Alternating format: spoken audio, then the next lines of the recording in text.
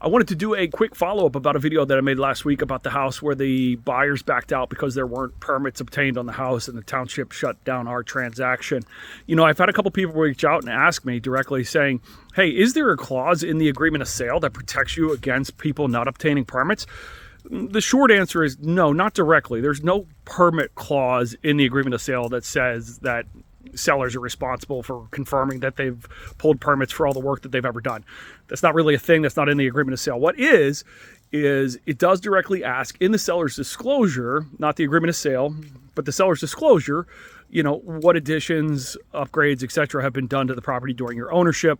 And then it'll ask on that seller's disclosure, were permits obtained? Did you get a final?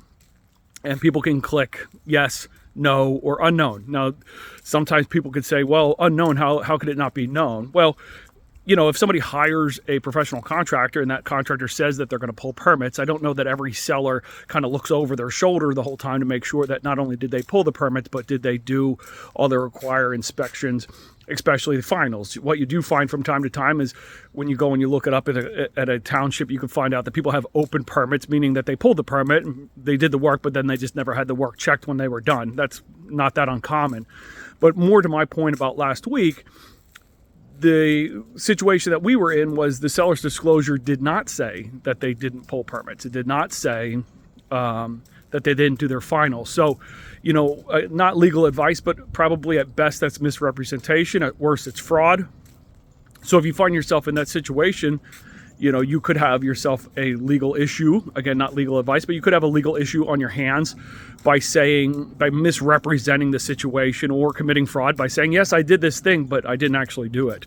So is there something directly in the agreement of sale to protect you? No, but in the seller's disclosure, that's where you're going to find out if you've got an issue or not. Now, if a seller says, hey, I put on a deck and no, I didn't get any permits and no, I didn't have any inspections done, and you sign that seller's disclosure and then decide later that you don't feel comfortable with that, you may have a harder time trying to get your deposit money back or try to get out of that sale because they disclosed it to you that they didn't pull the permits and you signed off on the fact that you know that they didn't do it.